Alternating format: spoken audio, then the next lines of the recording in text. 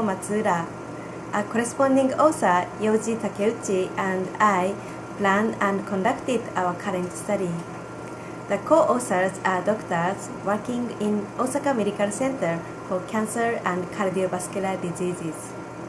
It's a great honor to have our manuscript accepted to Endoscopy and to be given the opportunity to make this the video presentation.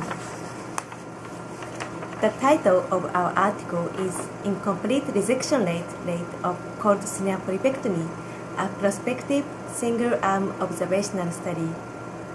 Our study on cold snare polypectomy was prompted by a suggestion from one of our co-authors, Noria Uedo.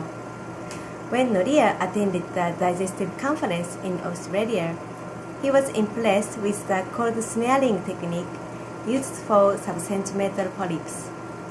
Yoji thought that cold snaring had potential broad application in Japan as well, because this technique seemed to minimize the risks of complications, including perforation and delayed bleeding. In 2012, we performed a pilot study to investigate the feasibility of cold snaring in Japan. The results indicated that cold snaring is feasible in Japan as well. However, it is considered that a certain assessment of the lateral polyp margin should not be underestimated. Therefore, we conducted this study to investigate the residual polyp rate using cold snaring, followed by endoscopic mucosal resection of the surrounding area. A patient with small or diminutive adenomas with diameters from 1 to 9 mm were recruited to undergo cold snaring until no polyp was visible. After cold snaring, we injected normal saline into the submucosal space at the base of the polypectomy site, and the 1 to 3 mm margin around the polypectomy site was removed using EMR technique. The polyps and marginal specimens were retrieved and evaluated. Incomplete resection was defined as the presence of neoplastic tissue in the marginal specimens. We also calculated the frequency at which the polyp margins could be assessed for resection completeness. Here, let me describe our results.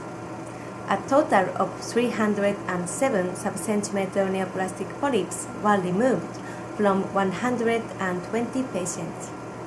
We found 11 neoplastic tissues in the marginal specimen. That means that incomplete resection rate was 3.9%.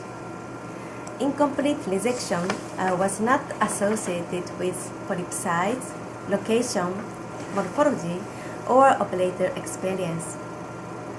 The polyp margins could not be adequately assessed for 206 polyps.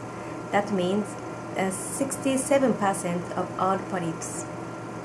Inter-observer agreement was poor regarding the judgment of incomplete resection and inadequate lateral polyp margins for assessment.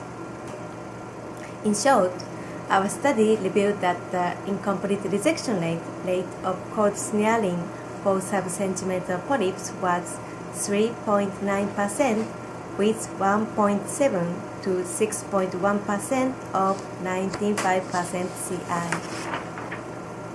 And the ability to evaluate the polyp margin in pathological specimen was not related to the actual incomplete resection rate. Therefore, the resection margin should be carefully examined endoscopically to confirm whether radical resection has been achieved after using cold snaring technique to remove sub-centimeter colorectal polyps. Now we have just completed next study to investigate the immediate and delayed bleeding rate for CSP. And we will make this report available in near future. Thank you for your attention.